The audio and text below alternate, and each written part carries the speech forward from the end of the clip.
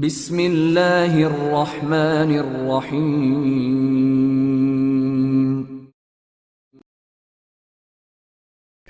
بابا سگ پرست عمران سیریز، مصنف ابن صفی۔ جولیانا فٹز واٹر ایک سے عمران کے بارے میں پوچھتی پھر رہی تھی۔ 15 دن سے غائب تھا، کوئی بھی اس کے بارے میں کچھ بتا نہ سکا۔ اب صرف صفدر اور نیمو ہی باقی بچے تھے جن سے ابھی تک اس کی ملاقات نہیں ہو سکی تھی۔ اس نے سوچا کہ ہو سکتا ہے وہ انہیں بھی اپنے ساتھ ہی لے گیا ہو، لیکن کہاں؟ عمران کے معاملے میں اس کا عجیب حال تھا۔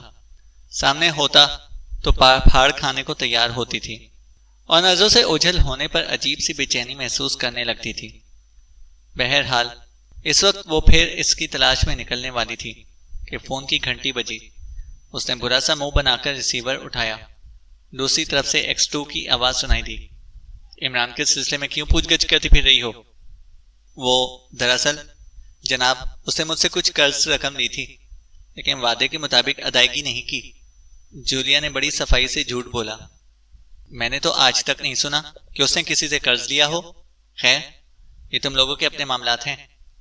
وہ مجھ سے قرض لیتا ہے جناب، دوسروں سے معلوم کر سکتے ہیں، جولیانا نے کہا۔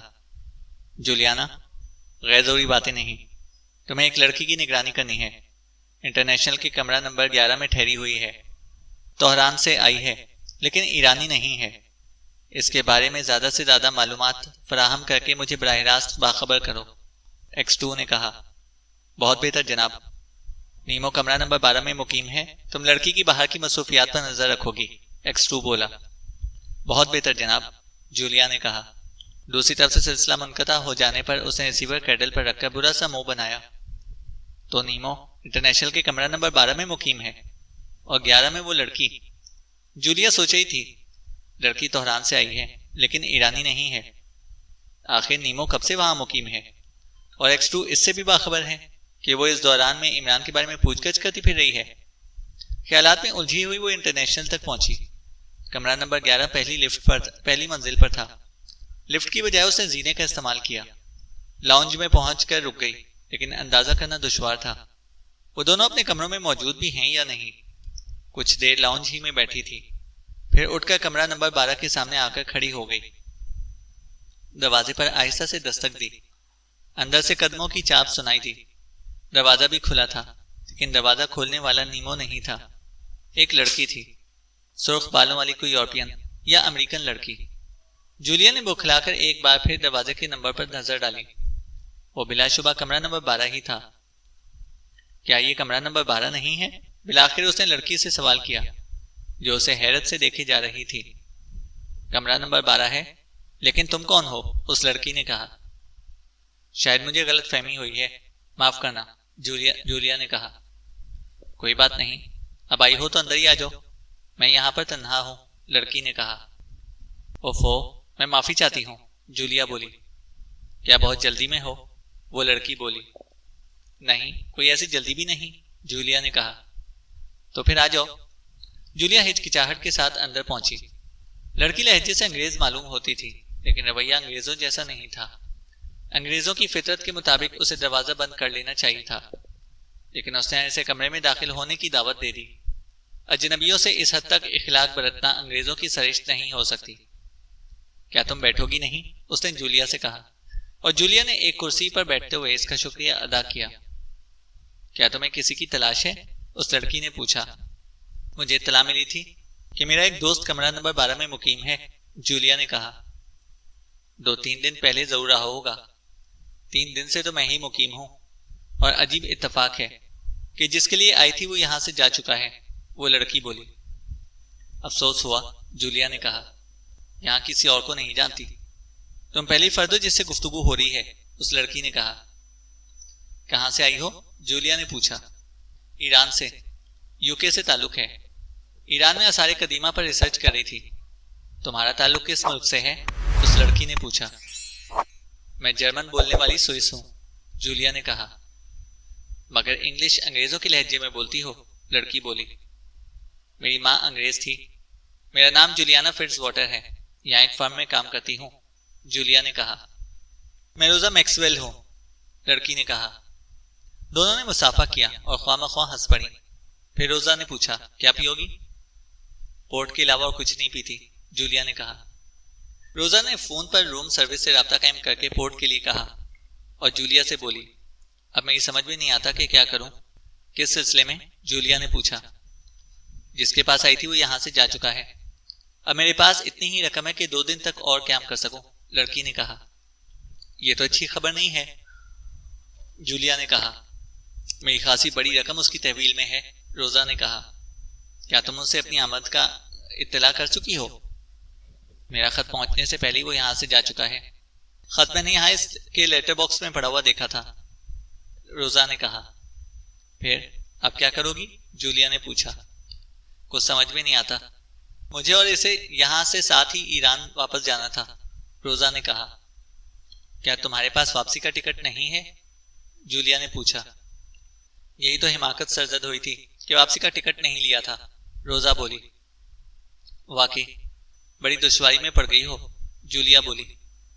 کسی نے دروازے پر دستک دی اور اجازت مل جانے پر دروازہ کھول کر اندر داخل ہوا۔ روم سروس کا بیرا تھا، پورٹ کی بوتل اور 2 گلاس لایا تھا، ٹرے میز پر رکھ کر چلا گیا۔ روزا نے دونوں گلاسوں میں پورٹ انڈیلی، گلاس ہولے سے ٹکرائے اور ہونٹوں کی طرف بڑھ گئے۔ میں اتنی مالدار تو نہیں ہوں کہ تمہاری مدد کر سکوں، لیکن اگر تم چاہو تو ہوٹل چھوڑ کر میرے ساتھ قیام کر سکتی ہو، جولیا نے کہا۔ سوال واپسی کا ہے، روزا بولی۔ اپنے سفارت خانے سے کیوں رجوع نہیں کرتی؟ بعض وجوہات کی بنا پر میں ایسا نہیں کر سکتی، روزا نے کہا۔ میں کچھ اور سوچوں گی، جولیا بولی۔ روزا نے خاموشی اختیار کر لی۔ ایسا معلوم ہوتا تھا جیسے ہر گھونٹ کے ساتھ اس کی تشویش بھی بڑھتی چلی جا رہی ہو۔ جولیا قریباً 1 گھنٹے تک وہاں ٹھہری تھی اور اس دوران میں قطعی بھول گئی تھی کہ یہاں کیوں آئی تھی۔ بہرحال اسے مزید تسلیاں دے کر کمرے سے باہر نکلی۔ زینوں کے قریب نیمو کھڑا نظر آیا اور اسے اپنے پیچھے آنے کا اشارہ کر کے زینوں پر اتر گیا۔ پھر وہ دونوں آگے پیچھے سڑک پر پہنچے۔ کیا خیال ہے تمہارا؟ تم کیا کرتی پھر رہی ہو؟ نیمو نے جولیا سے سوال کیا۔ یہی سوال میں تم سے بھی کر سکتی ہوں، جولیا نے کہا۔ کیا تمہیں اس کے لیے کوئی ہدایت ملی ہے؟ پہلے تم بتاؤ کہ کس کمرے میں مقیم ہو، جولیا نے پوچھا۔ کمرہ نمبر 11 میں، نیمو بولا۔ لیکن آج تک تو ایسا نہیں ہوا کہ X2 سے اس قسم کی کوئی غلطی سرزد ہوئی ہو، جولیا نے کہا۔ میں نہیں سمجھا، نیمو بولا۔ اس سے مجھے ایک ایسی لڑکی پر نگرانی پر مامور کیا تھا جو اس کے بیان کے مطابق کمرہ نمبر 11 میں مقیم تھی، اور اسی نے یہ بھی بتایا تھا کہ تم کمرہ نمبر 12 میں رہتے ہو، جولیا نے کہا۔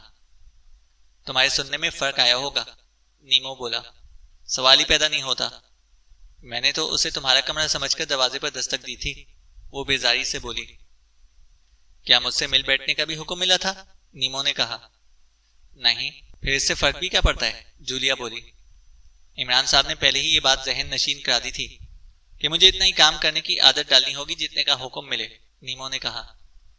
ختم بھی کرو، میں دراصل تم سے یہ معلوم کرنا چاہتی تھی کہ عمران کہاں ہے، قریباً 15 دن سے غائب ہیں، جولیا ہاتھ جھٹک کر بولی۔ اس کے برخلاف میرا مشورہ ہے کہ تم فوری طور پر X2 سے رابطہ قائم کر کے اسے اس کی غلطی کا احساس دلا دو۔ میں نے تم دونوں کی گفتگو سنی تھی، نیمو نے کہا۔ او، مگر کہاں سے؟ اپنے کمرے سے۔ اس کے کمرے میں ایسے آلات چھپا دیے گئے ہیں جن کے ذریعے اندر ہونے والی گفتگو میں اپنے کمرے میں بیٹھ کر ریکارڈ کرتا رہتا ہوں۔ یہ اطلاع قطعی غلط ہے کہ یہاں وہ کسی کو نہیں جانتی۔ کم از کم 2 مختلف آوازیں تو میں نے ریکارڈ کر رکھی ہیں، نیمو نے کہا۔ تب تو واقعی مجھے X2 سے فوراً بات کرنی چاہیے، لیکن تم اس وقت تک یہیں ٹھہرو گے جب تک کہ میں سامنے والے بوتھ سے واپس نہیں آ جاتی، جولیا نے کہا۔ یہاں نہیں ٹھہروں گا، ادھر کیفے خیابان میں، وہیں آنا، نیمو نے کہا۔ اوکے، کہہ کر جولیا سڑک پار کر گئی۔ دوسری طرف ایک پبلک کال بوتھ تھا، اس نے فون پر X2 کے نمبر ڈائل کیے اور جواب ملنے پر بولی، جولیانا سر، کیا خبر ہے؟ X2 کی آواز آئی۔ آپ نے کہا تھا کہ وہ لڑکی کمرہ نمبر 11 میں مقیم ہے۔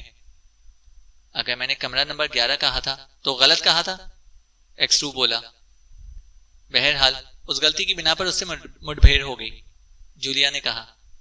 کیا مطلب؟ X2 بولا۔ جولیا نے جلدی پورا واقعہ دہرایا اور دوسری طرف سے آواز آئی، میں نے تم سے یہ تو نہیں کہا تھا کہ نیمو سے مل بیٹھنے کی بھی کوشش کر ڈالنا، X2 بولا۔ جی نہیں، آپ نے نہیں کہا تھا۔ تو پھر X2 کی آواز آئی۔ میں دراصل نیمو سے معلوم کرنا چاہتی تھی، جولیا نے کہنا چاہا۔ جولیانا، کسی جھوٹ کی گنجائش نہیں، تم نیمو سے عمران کا پتہ معلوم کرنا چاہتی تھی، وہ اس کی بات کاٹ کر بولا۔ جولیا تھوک نگل کر رہ گئی۔ ہیلو، دوسری طرف سے آواز آئی۔ یس سر، جولیا بولی۔ اگر وہ لڑکی تمہاری پیشکش منظور کر لے تو اسے اپنے ساتھ رانا پیلس لے آنا، X2 نے کہا۔ لیکن میرا جھوٹ فوراً ہی اس پر منکشف ہو جائے گا۔ کسی فرم میں کام کرنے والی اتنی شاندار محل میں نہیں رہ سکتی، جولیا نے کہا۔ اس کی فکر مت کرو، تمہیں اس کو وہیں لانا ہے، X2 نے کہا۔ بہت بہتر جناب، جولیا بولی۔ دوسری طرف سے سلسلہ منقطع ہونے کی آواز آئی۔ جولیا بوتھ سے باہر آئی اور مسلسل سوچے جا رہی تھی کہ آخر X2 آج کل اتنا شریف کیوں ہو گیا ہے۔ زیادہ الجھتا نہیں، لہجے میں تلخی بھی نہیں ہوتی۔ کیفے خیابان کے چھوٹے سے ہال میں نیمو کو تلاش کر لینا مشکل نہیں تھا۔ وہ ایک گوشے میں نظر آ گیا۔ کیا رہی؟ نیمو نے پوچھا۔ سب ٹھیک ہے، وہ سامنے والی کرسی پر بیٹھتی ہوئی بولی۔ صرف کافی منگوا لو۔ بہت بہتر، اور کوئی خدمت؟ نیمو نے کہا۔ زیادہ تیزی دکھانے کی ضرورت نہیں ہے، جولیا اسے گھورتی ہوئی بولی۔ بہت بہتر، لیکن وہ شخص بڑا بد نصیب ہے، نیمو نے سعادت مندی سے کہا۔ فضول باتیں مت کرو، وہ کہاں ہے؟ جولیا نے کہا۔ یہ تو نہیں جانتا، لیکن جس واقعے کے بعد غائب ہوئے ہیں اس کا علم ہے، نیمو نے کہا۔ کیسا واقعہ؟ اسے واقعہ بھی نہ کہنا چاہیے، ایک بہت معمولی سی بات تھی، لیکن حیرت انگیز کہی جا سکتی تھی، نیمو نے کہا۔ ویٹر آیا اور آرڈر لے گیا۔ جولیا مستربانہ انداز میں نیمو کی طرف دیکھ رہی تھی۔ نیمو ہاتھ ملتا ہوا بولا، آج سردی کچھ زیادہ ہی معلوم ہو رہی ہے۔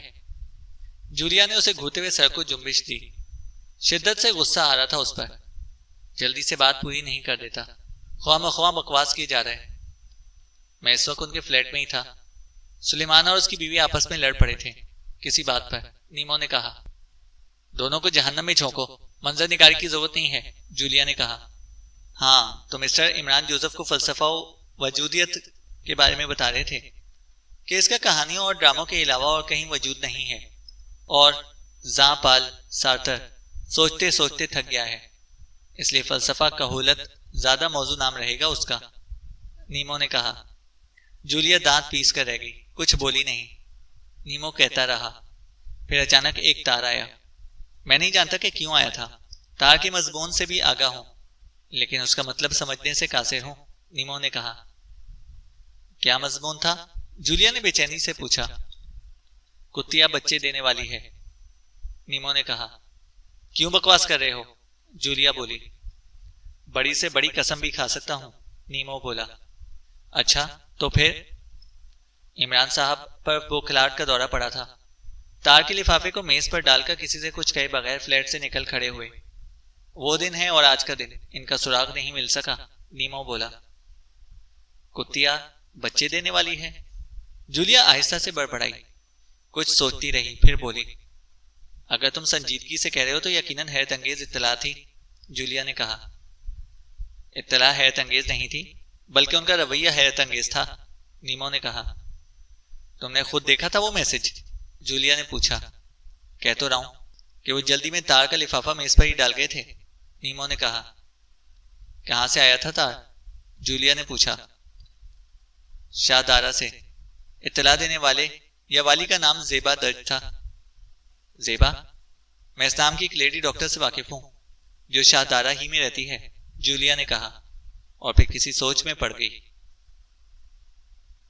وہ شاہ دارا کی کامیاب ترین میڈیکل پریکٹیشنرز میں سے تھی، نام زیبا تھا، اور تھی بھی دلکش خد و خال والی۔ عمر 25 اور 30 کے درمیان رہی ہوگی۔ دل کے امراض کی اسپیشلسٹ بھی تھی، اس لیے متمول اور ادھیڑ عمر کے مرد بھی اس کے زیر علاج رہتے تھے۔ ان میں سے کئی اس حد تک متاثر تھے کہ روز ہی دل کا ایک آدھا دورہ اپنے اوپر مسلط کر کے اس کا قرب حاصل کرنے کی کوشش کرتے تھے۔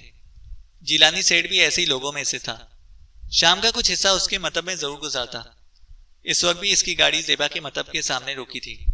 خود ہی گاڑی ڈرائیو کر رہا تھا اور ڈھمپ بحیثیت باڈی گارڈ پچھلی سیٹ پر تھا۔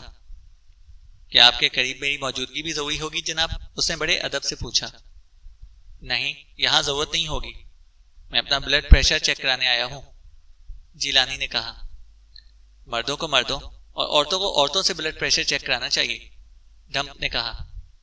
پھر بے وقوفی کی بات کی۔ یقین کیجئے اللہ اسی طرح رحم کرتا ہے، ورنہ بلڈ پریشر ہائی سے ہائی تر ہوتا چلا جاتا ہے، ڈھمپ نے کہا۔ مت بکواس کرو، کہتا ہوا جیلانی سیٹھ گاڑی سے اتر گیا۔ ڈھمپ نے نیچے اتر کر اس کے لیے دروازہ کھولنے کی ضرورت محسوس نہیں کی۔ پچھلی سیٹ پر براجمان چوئنگم سے شغل کرتا رہا۔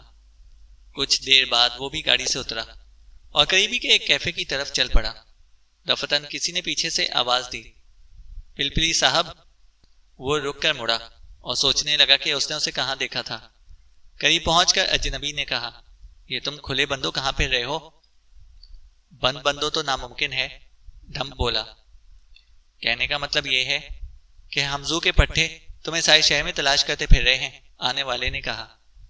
کیا یہ جگہ سارے شہر میں شامل نہیں ہے؟ مجھے تو ابھی تک کوئی دکھائی نہیں دیا، لیکن تم کون ہو؟ ڈھمپ نے پوچھا۔ میں اس وقت وہاں موجود تھا جب تم ہمزو سے جھگڑا کر رہے تھے، آنے والا بولا۔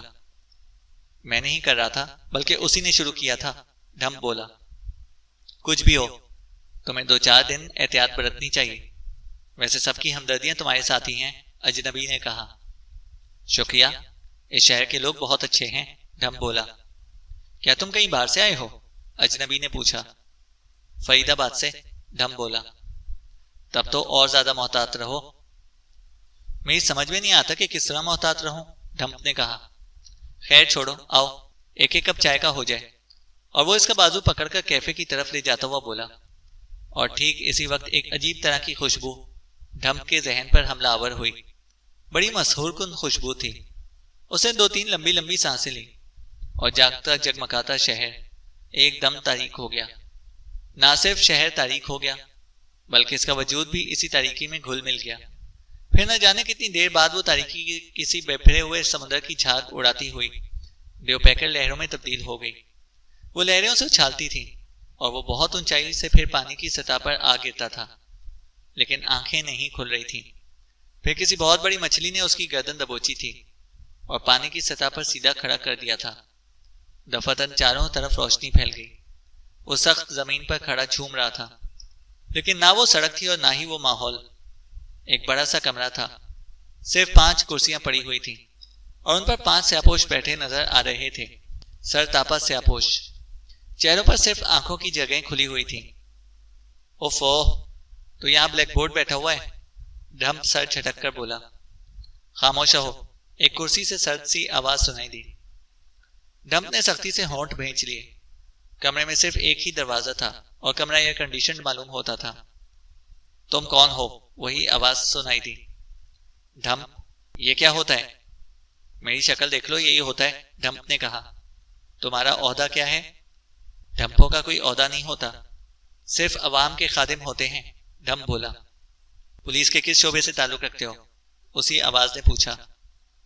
جس شعبے میں دل چاہے بھرتی کرا دو، ڈھمپ نے کہا۔ سیدھی طرح بات کرو، یہ ہمزو غنڈے کا معاملہ نہیں ہے، اس آدمی نے کہا۔ پھر کس شریف آدمی کے نمائندے ہو تم لوگ؟ ڈھمپ نے کہا۔ بولنے والا دوسرے نقاب پوش کی طرف متوجہ ہو گیا اور بولا، اسے سبق دو۔ وہ نقاب پوش اٹھا۔ ڈھمپ نے اس کے ہاتھ میں چمڑے کا لمبا سا چابک دیکھا۔ شڑاپ، چابک کی آواز کمرے میں گونجی اور ڈھمپ نے لمبی سی چھلانگ لگا کر خود کو اس کی زد سے بچا لیا۔ کسی تانگے والے کے نمائندے معلوم ہوتے ہو؟ ساتھ ہی ریمارکس بھی پاس کر دیا۔ ٹھہرو، دوسرا نقاب پوش ریوالور نکالتا ہوا بولا، میں اسے کور کرتا ہوں، اگر چابک کی مار سے بچے گا تو گولی کھائے گا۔ اس کی نہیں ہوتی، ریوالور یا چابک، ویسے آخر تم لوگ چاہتے کیا ہو؟ ڈھمپ ہاتھ اٹھا کر بولا۔ اپنی حقیقت ظاہر کر دو، اس نے کہا۔ فرید آباد سے ملازمت کی تلاش میں آیا تھا، انٹرویو بھی دیا لیکن کامیابی نہیں ہوئی، اتنے میں وہ حاملہ کتیا نظر آ گئی، ڈھمپ نے کہا۔ کیا بک رہے ہو؟ کیسی حاملہ کتیا؟ کیسی حاملہ کتیا؟ عجیب سوال ہے، حاملہ کا مطلب بتاؤں یا کتیا کا؟ تم کتیا نہیں سمجھتے؟ ارے ایسی کتیا جو بچے دینے والی ہو، ڈھمپ نے کہا۔ یہ کیا بک رہا ہے؟ نقاب پوش نے اپنے برابر والے کی طرف دیکھ کر کہا۔ وہ کیا بتائیں گے، تمہاری طرح کے تو ہیں، مجھ سے پوچھو، ڈھمپ جلدی سے بولا۔ ہے تو حماقتی، 12 شرمندہ بھی ہوا ہوں اپنی اس عادت پر، مگر مجبوری ہے، شاید کوئی کمپلیکس ہے۔ بچپن ہی سے یہ حال ہے کہ اگر کہیں کوئی حاملہ کتیا نظر آ جائے تو اس وقت تک اس کی دیکھ بھال کرتا رہتا ہوں جب تک کہ وہ فارغ نہ ہو جائے۔ یہاں بھی یہی ہوا، ادھر سے گزر رہا تھا کہ پلیا کے نیچے وہ کتیا نظر آ گئی۔ بس اتنی ہی کہانی ہے میری۔ ہاں، وہ ہمزو خواہ مخواہ لڑ پڑا تھا، ورنہ میں بہت شریف آدمی ہوں، دادا میاں کی طرف سے ڈھمپ اور نانیہال کی طرف سے کٹل مپ ہوں۔ شاید آپ لوگوں نے میرے نانا ہارڈورڈ کٹل مپ کا نام سنا ہو، جنہوں نے سڑکوں پر سے کوڑا اٹھانے کی مشین ایجاد کی تھی۔ ڈھمپ کہتا چلا گیا۔ ہم نے نہیں سنا، وہ بولا۔ تو اب سن لو، ڈھمپ بولا۔ جیلانی سے تمہارا کیا تعلق ہے؟ ایک نے کہا۔ ان کا باڈی گارڈ ہوں۔ حمزو سے جھگڑے کے بعد انہوں نے مجھے اس ملازمت کی پیشکش کر دی ہے۔ انہوں نے کہا تھا کہ انہیں اپنے کچھ کاروباری حریفوں کی طرف سے خطرہ ہے۔ ڈھمپ نے کہا۔ کیا خیال ہے؟ تمہاری عدم موجودگی میں اسے قتل کر دیا گیا ہوگا، ایک نے کہا۔ خدا کی پناہ، ڈھمپ بوکھلا گیا۔ تم ڈیوٹی پر تھے، اگر گاڑی میں اس کی لاش ملی اور تم غائب ہوئے تو؟ پولیس پہلے ہی سے تمہاری طرف سے تشویش میں مبتلا ہے، ایک نقابپوش بولا۔ یہ تم لوگوں نے کیا کیا؟ ڈھمپ نے کہا۔ ابھی نہیں ہوا، لیکن یہی ہوگا، ایک نقابپوش بولا۔ بڑی بزدلی کی بات ہے۔ اوہ خدا کی پناہ، ڈھمپ کچھ کہتے کہتے رک گیا۔ پانچوں نے کہے لگائے اور پھر ان میں سے ایک بولا، جیلانی سے کہہ دینا کہ جس طرح تم حیرت انگیز طور پر ہم تک پہنچ گئے ہو، اسی طرح ہم جب بھی چاہیں اسے بھی طلب کر سکتے ہیں۔ تو وہ کاروباری حریف آپ ہی حضرات ہیں، ڈھمپ نے کہا۔ بکواس ہے، ہم اس جیسے حقیر آدمی کے حریف کس طرح ہو سکتے ہیں، ایک نقابپوش بولا۔ پھر تو میری عقل حیران ہے، ڈھمپ بے بسی ظاہر کرتا ہوا بولا۔ کیا اس نے تمہیں تفصیل نہیں بتائی؟ نقابپوش نے پوچھا۔ نہیں، بس اتنا ہی کہہ کر کہا کہ اپنے کچھ کاروباری حریفوں کی طرف سے خطرہ ہے، ڈھمپ نے کہا۔ اس سے کہہ دینا کہ یہ آخری وارننگ تھی، اس کے بعد ایک ایک کر کے اس کے سارے افراد خاندان ختم کر دیے جائیں گے، لیکن اسے زندہ رکھا جائے گا، نقابپوش بولا۔ تو اس کا یہ مطلب ہوا کہ یہاں سے میری واپسی ممکن ہے، ڈھمپ خوش ہو کر بولا۔ آخری وارننگ پہنچانے کی حد تک تمہیں کوئی خطرہ نہیں، لیکن اگر اس کے افراد خاندان کے ساتھ تم بھی مارے گئے تو یہ تمہاری اپنی غلطی ہوگی، نقابپوش نے کہا۔ ملازمت بھی ملی تو تلوار کی دھار پر، ڈھمپ برا سا منہ بنا کر بولا۔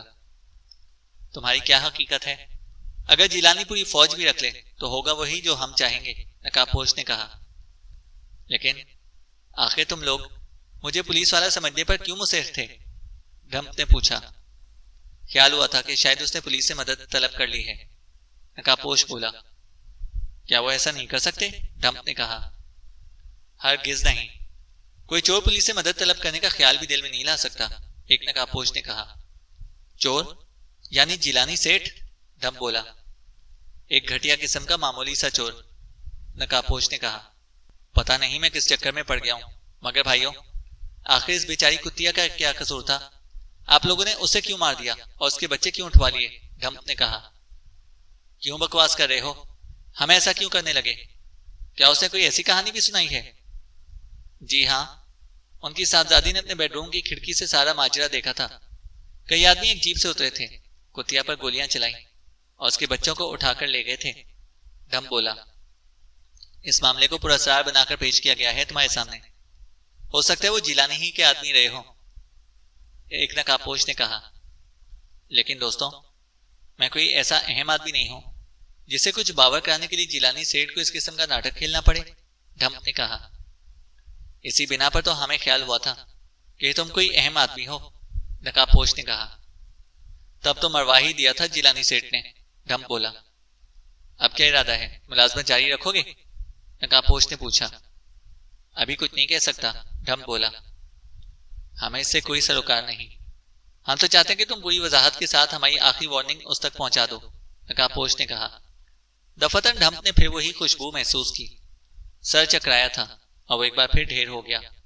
دوسری بار آنکھ کھلی تو سب سے پہلے سردی اور تیز ہوا کا احساس ہوا، پھر تاریکی ہی تاریکی اور بدبو کے بھپکے۔ اٹھنا چاہا لیکن سر چھت سے ٹکرایا تھا۔ خدا کی پناہ، کیا وہ کسی صندوق میں بند ہے؟ اسے سوچا اور تیزی سے سر سہلانے لگا۔ ٹھیک اسی وقت کسی گاڑی کے ہیڈ لیمپس کی روشنی نظر آئی اور وہ اچھل پڑا تھا۔ ایک بار پھر سر میں چوٹ آئی۔ اور وہ گھٹنوں کے بل چلتا ہوا پلیا سے باہر نکل آیا۔ یہ وہی پلیا تھی جس کے نیچے کتیا نے بچے دیے تھے۔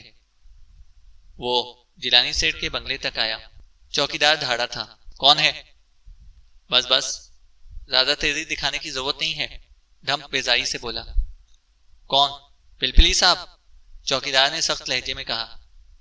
پھاٹک نہیں کھلے گا، صاحب نے منع کیا ہے، صبح کو آ کر اپنا سامان لے جانا۔ کیا بات ہے؟ آخر ہوا کیا؟ ڈھمپ نے پوچھا۔ تم صاحب کو بتائے بغیر غائب ہو گئے تھے۔ صاحب ناراض ہیں، چوکیدار نے کہا۔ اگر جاگ رہے تو انہیں اطلاع دو کہ میں واپس آ گیا ہوں۔ اگر اس وقت ملاقات نہ ہو سکی تو پھر کبھی بھی نہ ہوگی، ڈھمپ نے کہا۔ دفتن کہیں دور سے جیلانی سیٹھ کی آواز آئی۔ کون ہے؟ کیا بات ہے؟ میں ہوں سیٹھ، یہ چوکیدار پھاٹک نہیں کھول رہا، ڈھمپ نے ہانک لگائی۔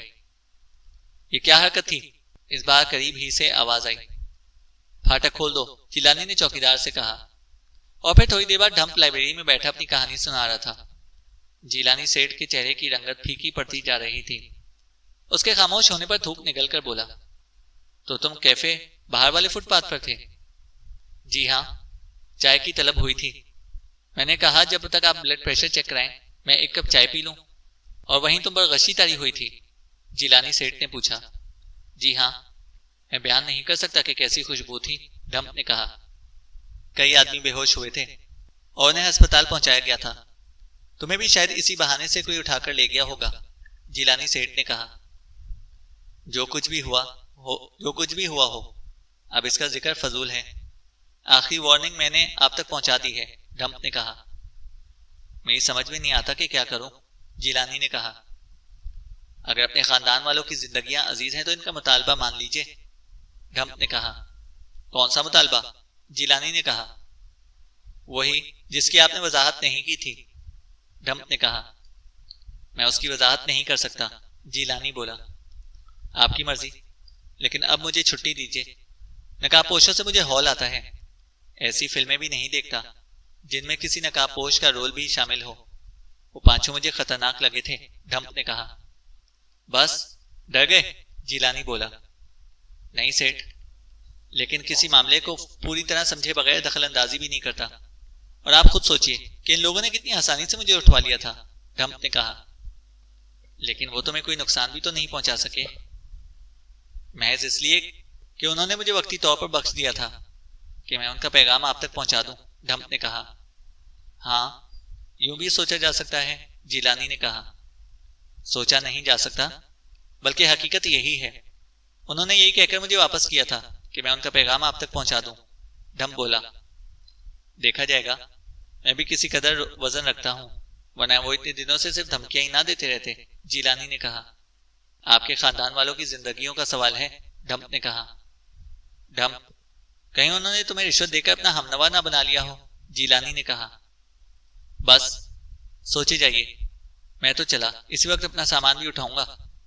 ٹھہرو، تم اس طرح نہیں جا سکتے، میں واقعی خطرے میں ہوں، جیلانی ہاتھ اٹھا کر بولا۔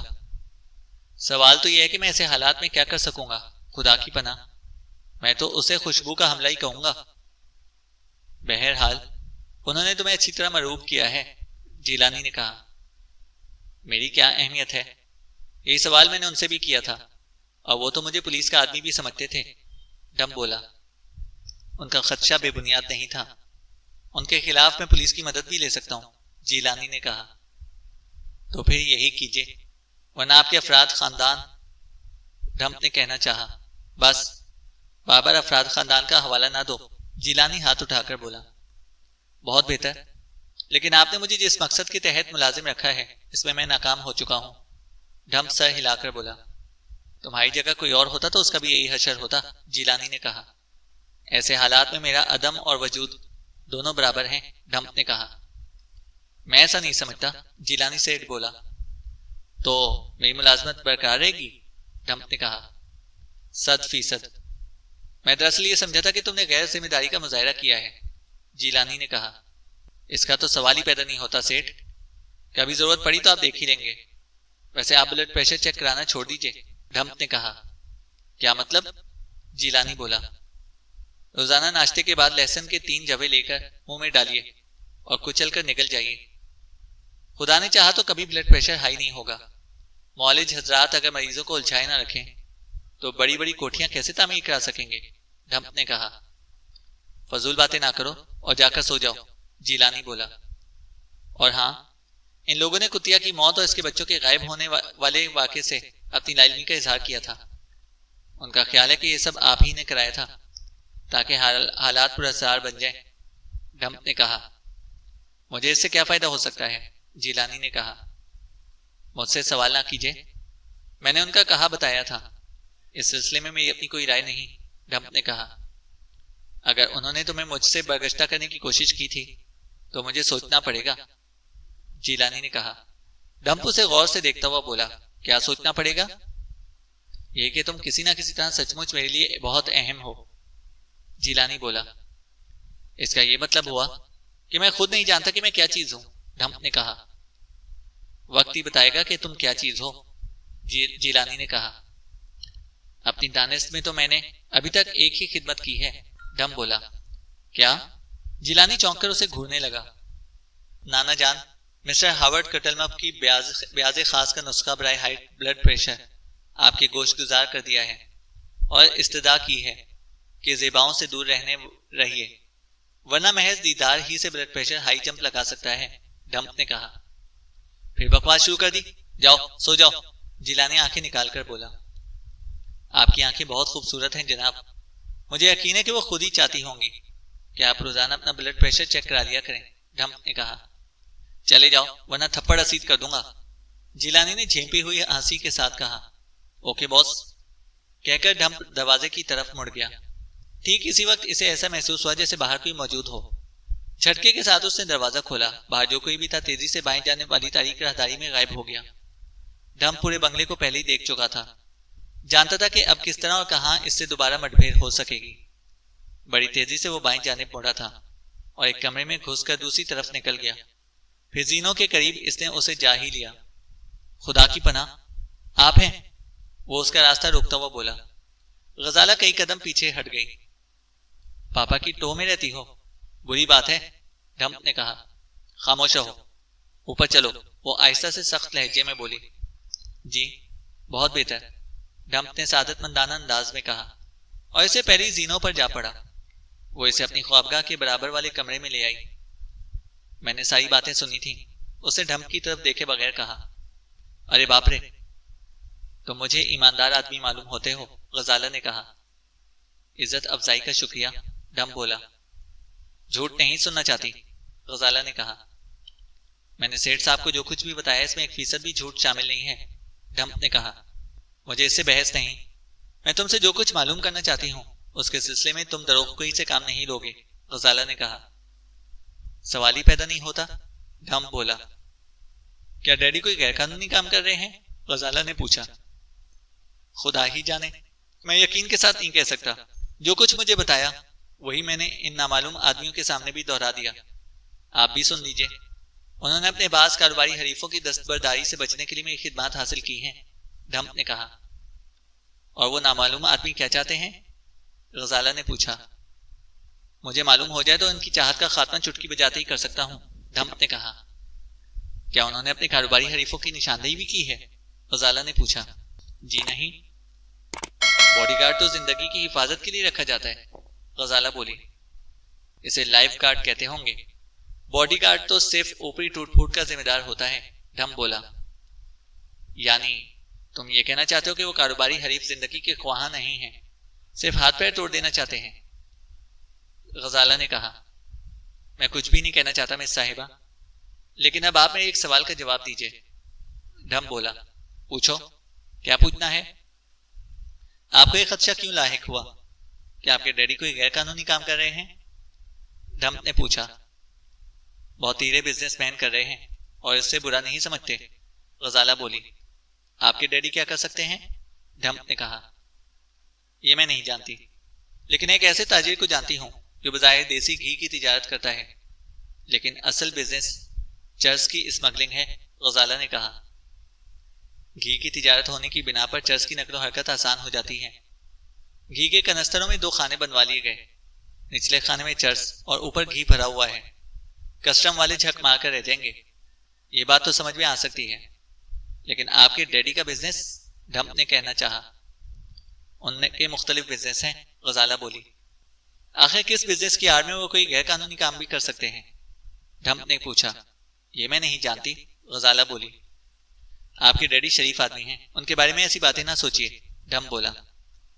میں ان کے لیے فکر مند ہوں، اور تمہاری وجہ سے اس فکر مندی میں مزید اضافہ ہو گیا ہے، غزالہ بولی۔ اگر ایسی بات ہے تو اسی وقت میں ہی ملازمت ترک کرنے کو تیار ہوں، ڈھمپ بولا۔ تم غلط سمجھے، میں صرف یہ چاہتی ہوں کہ تم مجھ سے ساز باز کر لو، غزالہ نے کہا۔ اور اس ساز باز کی نوعیت کیا ہوگی؟ ڈھمپ نے پوچھا۔ اگر تمہیں معلوم ہو جائے کہ ڈیڈی کوئی غلط کام کر رہے ہیں تو مجھے آگاہ کر دینا، غزالہ نے کہا۔ یہ قطعی ناممکن ہے، اس سے میرے کردار میں حرف آئے گا، لیکن اگر میں اچانک غائب ہو جاؤں تو یہی سمجھ لیجیے گا، ڈھمپ نے کہا۔ کیا مطلب؟ غزالہ نے پوچھا۔ اگر مجھے شبہ بھی ہو گیا کہ وہ کوئی کام خلاف قانون کر رہے ہیں تو پھر یہاں نہیں ٹکوں گا، ڈھمپ بولا۔ یہ تو کوئی بات نہ ہوئی، غزالہ نے کہا۔ میں نے آپ کے ڈیڈی کو بھی آگاہ کر دیا ہے کہ میں کسی غیر قانونی حرکت میں ملوث ہونا پسند نہیں کروں گا، ڈھمپ بولا۔ دوسری بات، آخر ڈیڈی نے کس بنا پر تمہیں اس قدر قابل اعتماد سمجھ لیا کہ تم اس طرح بنگلے میں گھومتے پھر رہے ہو، غزالہ بولی۔ اس سلسلے میں خود اپنے ذہن کو ٹٹولیے، آخر آپ کس بنا پر مجھ سے اس قسم کی باتیں کر رہی ہیں اور یہاں لے آئی ہیں، ڈھمپ نے کہا۔ تم، وہ ہکلا کر رہ گئی، پھر ہنس کر بولی، تمہاری شکل ہی ایسی ہے۔ آپ نے ہم دونوں کی پوری گفتگو سنی تھی؟ ڈھمپ نے اس ریمارک کو نظر انداز کر کے پوچھا۔ ہاں، میں نے پوری سنی تھی، غزالہ بولی۔ اور میں دیکھ رہا ہوں کہ اپنے ڈیڈی کی طرح آپ بھی ان پانچوں نقاب پوشوں اور ان کی دھمکیوں سے مروب نظر نہیں آتی، ڈھمپ نے کہا۔ میری ہی طرح انہوں نے بھی اس واقعے پر یقین نہ کیا ہوگا۔ کیا مطلب؟ ڈھمپ بولا۔ اپنی نوکری پکی کرنے کے لیے تم نے یہ کہانی گھڑی ہے، غزالہ نے کہا۔ وہ تیزی سے دروازے کی طرف مڑا اور باہر نکل گیا۔ چینل کو سبسکرائب کریں اور بیل آئیکن کو پریس کریں تاکہ ہماری ہر اپڈیٹ آپ کو بر وقت مل سکے۔